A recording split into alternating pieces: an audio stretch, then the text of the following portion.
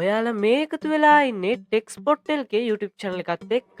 ඉතිං අද වීඩියෝ එකෙන් මම ඔයාලට අරගෙන ඇවිල්ලා තියෙන්නේ ඔයාලා දකින්න ඇති මේ දවස්වල හැම ස්ටේටස් එකම වගේ ෂෙයා වෙනවා ස්ටේටස් වලට රියැක්ෂන් කරන්න පුළුවන් විදිහේ ඔප්ෂන් එකක්.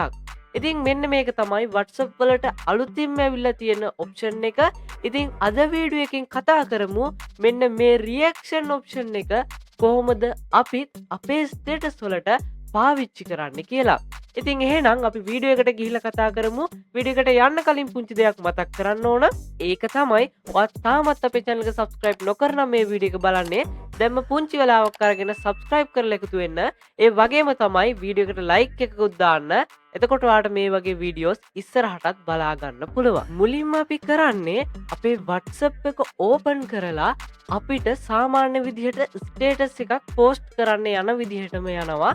ඉතින් ඊළඟට අපිට post කරන්න අවශ්‍ය ස්ටේටස් එකක් අපි අපේ WhatsApp application එකෙන්ම select කරගන්න ඕනේ. ඉතින් මම මෙන්න මේ විදිහට මට අවශ්‍ය image එකක් ස්ටේටස් එකක් විදිහට share කරන්න මම තෝරගත්තා. ඉතින් ඊළඟට අපිට බලා ගන්න පුළුවන් මේ ස්ටේටස් එකට උඩින් සාමාන්‍යයෙන් තියෙන tool bar එක.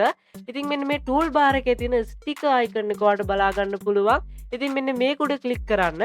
මේක උඩ click කරාට පස්සේ අපිට මෙන්න මේ විදිහට බලා ගන්න පුළුවන් වෙනවා. ඉතින් මෙන්න මෙතන ඔයාලට බලා ගන්න පුළුවන් reaction කියලා ඔප්ෂන් එකක් තියෙනවා.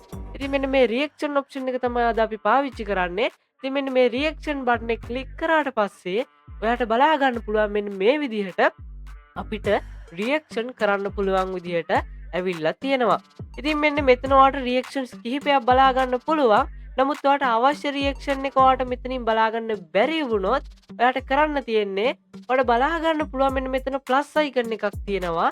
මෙන්න මේ ප්ලස් අයිකන් එක ක්ලික් කරලා ඔයාලට පුළුවන් ඕනෑම ඉමෝජි එකක් ඔයාගේ රියැක්ෂන් එක විදිහට මෙතනට ඇඩ් කරගන්න. ඉතින් මම මෙන්න මේ විදිහට මෙතනින් මට අවශ්‍ය ඉමෝජි එකක් සිලෙක්ට් කරගන්නවා.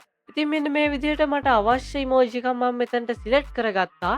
ඊළඟට අපිට පුළුවන් මෙන්න මේක ඩන් කරලා මේ ඉමෝජි එක රියැක්ෂන් ඔප්ෂන් එක අපිට කැමති විදිහට ස්කේල් කරගන්න. ඒ වගේම තමයි මේ ස්ටේටස් එකේ අවශ්‍ය තැනකින් ප්ලේස් කරගන්න අපිට පුළුවන්. ඉතින් මෙන්න මේ විදිහට හදාගෙන අපිට පුළුවන් ඕනනම් මේක ටච් කරන්න කියලා මෙන්න මේ විදිහට ටෙක්ස්ට් එකකිනුත් අපිට කියන්න පුළුවන්.